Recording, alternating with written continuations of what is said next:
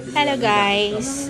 Andito na naman ako. Nagtatry na naman ako mag-voice over. So, ito yung travel namin ng mga friends ko. Nagpunta kami ng Milan.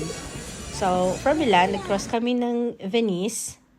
Yes, yan ang gelato. Nagpunta kami dyan kasi haba ng pila. So, sabi ko, try nga natin dito.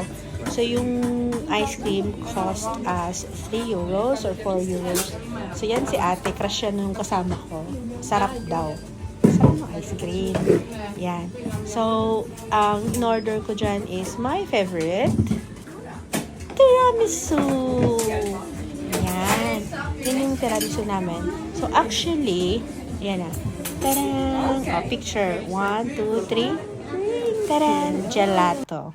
So, ito guys, ito yung bridge na palagi natin nakikita sa mga videos.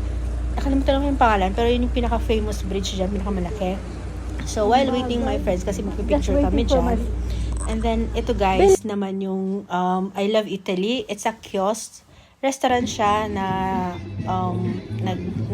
syempre, nag-ano ng pasta. So, nag-order kami dyan ng carbonara at saka bolognese.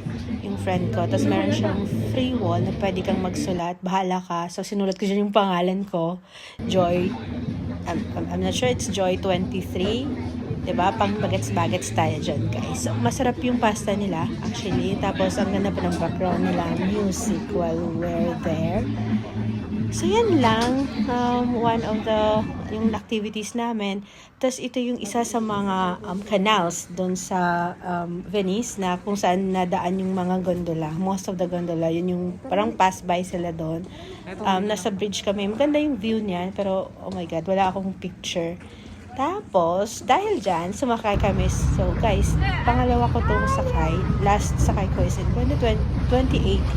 So, ngayon, with my friends, sumakay ulit ako. Pero ngayon ko siya na-appreciate kasi parang ang ganda. Ang ganda pala talaga ng Venice. So, ayan. Basta ang ganda lang niya. Parang ang smooth, ang easy lang ng buhay, ang simple. Ayan.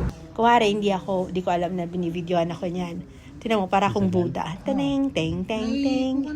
O, diba? Kung nga parang pinag-usapan namin ng mga friends ko dyan, yung mga gilid, yung mga lumot, yung mga talaba daw, yung mga nandyan nakasabit. Hindi ko alam kung, ewan ko ba, wala na lang talaga siguro kami mapag-usapan that time. Pero ang ganda talaga niya.